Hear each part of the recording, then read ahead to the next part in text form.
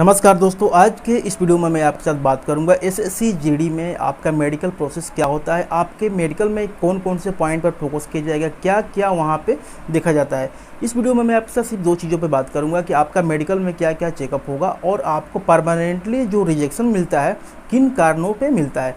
सिर्फ मैं यहाँ पे दो चीज़ों पे बात करूँगा। नेक्स्ट जो है कि आपको री मेडिकल आपको टेम्प्रोरी मेडिकल कब मिलता है, आप उसके लिए क्या क्या आपको वहाँ पे प्रॉब्लम होती है और किन कंडीशन में वहाँ पे दिया जाता है। तो इस टॉपिक पे वीडियो मैं नेक्स्ट वीडियो में बताऊँगा। तो आप यदि आपके चैनल पर नए हैं तो चैनल के साथ जरूर जुड़ जाइए ताकि आपको हर छोटी से छोटी अपडेट मिल सके। वीडियो शुरू करने से पहले मैं आप लोगों को एक काफ़ी इंपॉर्टेंट इन्फॉर्मेशन देना चाहता हूं। यदि आप टेक्स्ट बुक पे पास लेना चाहते हैं, देखिए पास होता क्या है। यदि आप एग्ज़ाम की तैयारी करते हैं तो यदि मान लीजिए आप ग्रुप डी की तैयारी करते हैं, आप एसएससी की तैयारी करते हैं, तो आप एग्ज़ाम देने के लिए आप एक मॉक टेस्ट देते हैं ताकि आपका एग्ज़ाम प्रेशर, टाइम मैनेजमेंट, हर चीज़ अच्छे से प्रिपरेशन हो सके। तो यहाँ पे आप एक ही पास लेकर अलग अलग एग्ज़ाम का मॉक टेस्ट दे सकते हैं। पास आप मंथली ले सकते हैं, आप ईयरली ले सकते हैं, लाइफ टाइम ले सकते हैं। आप जो भी परचेज करना चाहे परचेज कर सकते हैं। आप डायरेक्ट चाहें तो आप जहाँ से भी परचेज करना चाहे कर सकते हैं। यहाँ पर आपको मैं बतलाऊँगा कि यदि आप मेरे कूपन से परचेज करते हैं तो आपको फ़ायदा होगा। आपको एक्स्ट्रा 10% आपको कम पैसा देना पड़ेगा, मतलब आपका जो प्राइस है 10% कम हो जाएगा।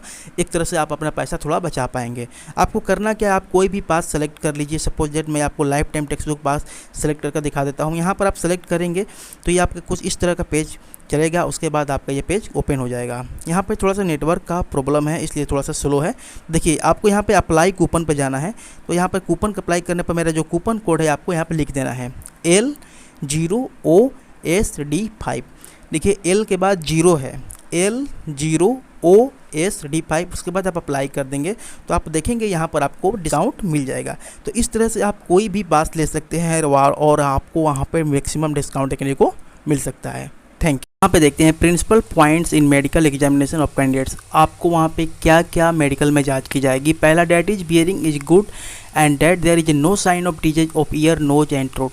सबसे पहला जो आपका है कि आपका जो ईयर है, कान है, नाक है, गला है, वहाँ पर किसी भी तरह का बीमारी नहीं होनी चाहिए।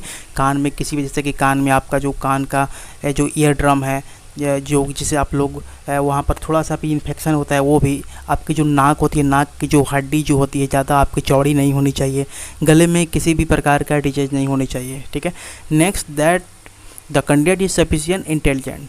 देखिए आपको जो पर्याप्त समझने की क्षमता होनी चाहिए वो होनी चाहिए। ऐसा नहीं कि मंदबुद्धि, जिसका दिमाग थोड़ा सा क्रैक है, मतलब कि उसका जो दिमाग का मानसिक संतुलन सही नहीं है, मेंटल उसको प्रॉब्लम है, तो वैसे कैंडिडेट्स को वहाँ पर रिजेक्ट कर दिया जाएगा। तो ये सारी चीज़ों पर मैंने पॉइंट बनाया जिस पर खास तौर पे फोकस किया जाएगा। That is his vision with either eye is up to the required standard, his eyes are bright clear and with no obvious squint, nystagmus and other abnormality. Movement of eyeballs should be full and free in all direction. देखिए आपकी आँख जो आपकी होनी चाहिए अच्छी तरह से चमकीली, मतलब क्लियर होनी चाहिए। देखिए किसी किसी की आँख में छोटा छोटा जो ब्लैक रंग का हो जाता है एक्स्ट्रा, उससे कोई प्रॉब्लम नहीं होगी। आपकी जो आँख है 6/6 होनी चाहिए। आपकी जो आँख की जो पुतली होती है, जिसमें एक डिजीज हो जाता है जो कि अब नॉर्मल हो जाती है, ठीक है, जिसको नैस्टैग्मस कहते हैं। आँख की पुतली जो है इधर उधर घूमती रहती है, इस तरह का प्रॉब्लम आपको नहीं होनी चाहिए। जो आपकी आँख की पुतली हो ऑल डायरेक्शन में, अच्छे तरह से आपको ऑल डायरेक्शन में एक साथ घूमनी चाहिए। जो आपकी दोनों आँख हैं, देखिए आपके सामने एक कोई भी ऑब्जेक्ट रखा जाएगा, उसको गोल गोल घुमाया जाएगा और आपको वहाँ पे उस पर फोकस करना है। और आपकी दोनों जो आँख के आई बॉल्स है वो एक साथ और एक ही डायरेक्शन में आपको रोटेट होने चाहिए। Next, that his speech is without impediment. आप जो बोलते हैं वो किसी भी प्रकार के, आपको बोलने में हल्काहट नहीं होनी चाहिए, हिचकिचाहट नहीं, मतलब कि जो लोग बोलने में थोड़ा बहुत फंस जाते हैं, लटपटा के बोलते हैं, वैसा नहीं होनी चाहिए। There is a free and perfect action of all joint. जो आपकी ज्वाइंट्स होती है, हड्डियों के ज्वाइंट्स पे किसी भी तरह का प्रॉब्लम नहीं होनी चाहिए। यदि आपकी हड्डी टूटी है और 6 मंथ से अधिक भी हो गई है तो आपको वहाँ प्रॉब्लम नहीं होगा। और एक और बात, जैसा कि जो आपकी हड्डी होती है, कई बार ऐसा होता है कि उसमें आपका जो प्लास्टिक नहीं, स्टील की जो रड लगी रहती है, इस तरह के जो पेशेंट होते हैं वहाँ पर उनको क्लियरली रिजेक्ट कर दिया जाएगा। ठीक है। और next, that is his limbs are well perfect and fully development. जो आपके अंग होने, जो आपके शरीर के जितने भी अंग हैं वो पूरी तरह से फॉर्मेट होने चाहिए और डेवलप्ड होने चाहिए, किसी भी अंग में किसी भी प्रकार की विकृति नहीं होनी चाहिए। ठीक। Next, that he chest is well performant, जो आपकी चेस्ट है अच्छे तरह से फॉर्म होनी चाहिए। और आपके जो चेस्ट में जो उनके जो हार्ट है, देखिए चेस्ट में दो तरह की एक बीमारी होती है जिसमें जो कबूतर की तरह चेस्ट थोड़ा तिरछा हो जाता है, तो उस तरह का वहाँ पे आपको नहीं होनी चाहिए, कुरूपता जिसको बोलते हैं, आगे मैं बताऊंगा अच्छे से। एंड इसका जो हार्ट है, लंग्स है, उसका साउंड भी परफेक्ट होना चाहिए जैसा कि नॉर्मल होना है। That he has no glandular swelling, आपके ग्लैंडर में किसी भी प्रकार के सूजन नहीं होनी चाहिए। His feet and toes are well form, जो आपके पैर है और पैर की जो अंगुलियाँ है वो अच्छे तरह से विकसित होनी चाहिए। कई लोगों को ऐसी होती है कि अंगुलियाँ जो है बड़ी छोटी हो जाती है, बड़ी छोटी नहीं होनी चाहिए, ज़्यादा छोटी भी नहीं होनी चाहिए, ज़्यादा बड़ी भी नहीं, सारे एक सीरीज में होना चाहिए। That he has no congenital malformation और डिफेक्ट, देखिए आपको किसी भी प्रकार का डिफेक्ट्स नहीं होनी चाहिए, जो जन्मजात किसी भी प्रकार की प्रॉब्लम हो वैसा आपको किसी भी प्रकार का प्रॉब्लम नहीं होनी चाहिए, कोई भी कुरूपता नहीं होनी चाहिए।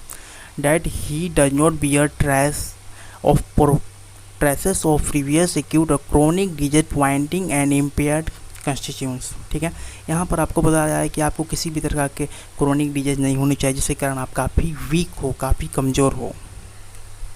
आगे, that he has no disease of the genito urinary tract, जैसे कि आपको जो मूत्र करने का रास्ता है जिससे आप मूत्र करते हैं वहाँ पर किसी भी प्रकार का वहाँ पे डिजीज नहीं होनी चाहिए, आपकी यूनरी ट्रैक्ट जो है वहाँ पर हेल्दी होना चाहिए। That he possess sufficient number of sound teeth, जो आपके दांत है, दांत जितना नॉर्मल होना चाहिए वैसा होना चाहिए। और यहाँ पे कई कैंडिडेट्स का जो होता है कि एक दांत में उनका थोड़ा सा जो दांत में डिके हो गया, क्या बोल सकते हैं उसको, सड़ गया है, दांत में थोड़ा सा वो छेद जैसा हो गया, तो ऐसा कोई प्रॉब्लम नहीं है। लेकिन आपको 3-4 दांत में इस तरह के प्रॉब्लम है तो वहाँ पर दिक्कत होगी। देखिए आगे बात करेंगे आपको यहाँ पर कि कैंडिडेट्स को किस किस रीजन के कारण आपको परमानेंटली रिजेक्ट कर दिया जाता है। ठीक, तो पहला है अबनॉर्मल गैंट। अबनॉर्मल गैंट, जो आपकी चाल है, चलने की जो आपकी चाल है, जैसे आप चलते हैं वो अबनॉर्मल नहीं होनी चाहिए, जैसे ह्यूमन बीइंग का चलने का तरीका है वो नॉर्मल होना चाहिए। दूसरा, general impaired constitution with frail health, आपका जो हेल्थ है काफ़ी डाउन नहीं होनी चाहिए, आपकी जो BMI है 18 से लेस देन होना चाहिए। अबनॉर्मल पोस्चर, जो आपकी जो पोजीशन है, पोस्चर है, ये एक तरह की बीमारी होती है काइफोसोसिस, जो आपको स्क्रीन पर दिख रहा है, इसमें बॉडी का जो शेप है चेंज हो जाता है। नेक्स्ट जो बीमारी है स्क्लोसिस, इसमें भी, और ये लॉर्डोसिस, तीनों बीमारी के कारण शरीर का जो पोजीशन है वो चेंज हो जाता है, तो ये बीमारी होने पर आपको सीधे रिजेक्ट कर दिया जाएगा।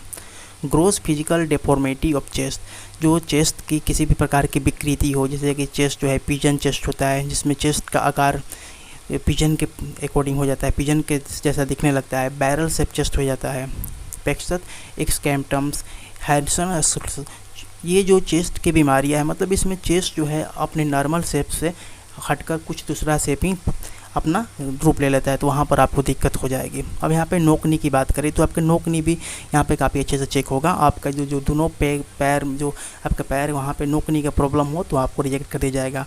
फ्लैट फीट जो आपका रहेगा, इसमें पैर आपका जो है क्लियरली यहाँ पे जो आपका जो फ्लैट जैसा हो जाता है, शेप हो जाता है, तो वहाँ पर आपको यहाँ पर डायरेक्ट रिजेक्ट कर दिया जाएगा। डिफेक्टिव ऑफ इंटेलिजेंस, आपकी जो सोचने समझने की क्षमता, यदि में आपको थोड़ा सा भी डाउट होगा कि आपका मेंटली थोड़ा सा प्रॉब्लम है तो आपको रिजेक्ट कर दिया जाएगा। डिफनेस, आपका बहरापन होगा, तो आपको सुनने में दिक्कत है, हल्का फुल्का है, जैसे कि आप कान की सफाई को लेकर प्रॉब्लम है तो आपको री-मेडिकल मिलेगा, लेकिन आपके परमानेंटली जो डिफनेस है, बहरापन है, वहाँ पर आपको डायरेक्ट रिजेक्ट कर दिया जाएगा।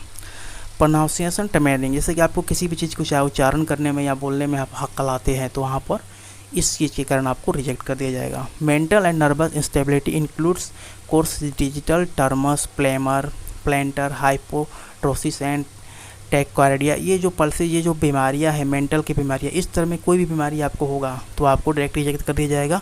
और जब आपकी पल्स की रेट जो मोर देन 100 पर मिनट होनी चाहिए। जो सेक्सुअलिटी ट्रांसमिटेड डिजीज होते हैं, यहाँ पर किसी भी प्रकार का सेक्सुअलिटी ट्रांसमिटेड डिजीज आपको देखने को मिलेगा तो आपको डायरेक्ट रिजेक्ट कर दिया जाएगा। एनी डिग्री ऑफ स्क्वांटम नेस्टिग्मा, इसके बारे में मैंने बात किया है। नेस्टैग्मस मतलब इसमें आँख की पुतलियाँ जो होती है वो अब नॉर्मल हो जाती है, वो एक दूसरे से अलग भागती रहती है। अब यहाँ बात करेंगे cases of colour blindness. Colour blindness में आपको होने पर आपको डायरेक्ट रिजेक्ट कर दिया जाएगा। आगे यहाँ पे बात करेंगे कॉर्नियल ओपेक्सिस इफेक्टिव बाइनोकुलर विजन। देखिए ये एक बीमारी है, ठीक है, और यहाँ पे आँख की बीमारी है। इस तरह की बीमारी यदि आपको है तो आपको रिजेक्ट कर दी जाएगा। परफोरेशन ऑफ टाइम्पेनिक मेम्ब्रेन, जो आपकी कान की झिल्ली है वहाँ पे किसी भी प्रकार का डिफेक्टिव वो फट गई है, छेदा हो गया है, तो आपको रिजेक्ट कर दिया जाएगा। क्रोनिक सुपरलेटिव ओटिस मीडिया मैस्टोइडिटिस, ये एक प्रकार की डिजीज है। इसमें यदि आपको ये डिजीज है तो आपको वहाँ पे रिजेक्ट कर दिया जाएगा। Loss of DK of teeth such that extent of interest, देखिए दांत को लेकर ज़्यादा यहाँ पर प्रॉब्लम नहीं होती है, फिर भी यदि आपके मैक्सिमम जो दांत है वो सड़ गए हैं, ये है वो है, तो आपको दिक्कत होगी। लेकिन जो दांत का जिगजैग वाली प्रॉब्लम है वो होने पर आपको दिक्कत नहीं होगा। क्रोनिक लंग इन्फेक्शन है तो आपको सीधे रिजेक्ट कर दिया जाएगा। उसके बाद बात करते हैं heel fracture with implants of एकोसिस। देखिए यहाँ पे ये होता है कि हड्डियाँ जो होती है, जॉइंट जो होती है, अकड़ जाती है, ठीक है, तो ये प्रॉब्लम आपको होने पर आपको डायरेक्टली रिजेक्ट कर दिया जाएगा। आशा करता हूँ कि मेरे द्वारा दी गई जानकारी से आप सेटिस्फाइड हैं। नेक्स्ट वीडियो में मैं बात करूँगा कि आपको किस रीजन के कारण आपको फिर से री मेडिकल में आपको बुलाया जाता है और वहाँ पर आपको क्या क्या कंडीशन होता है। तो नेक्स्ट वीडियो में इस टॉपिक की बात करूँगा। तो चैनल पर नए हैं तो सब्सक्राइब जरूर कर लीजिए, वीडियो को लाइक जरूर कीजिए। Thank you.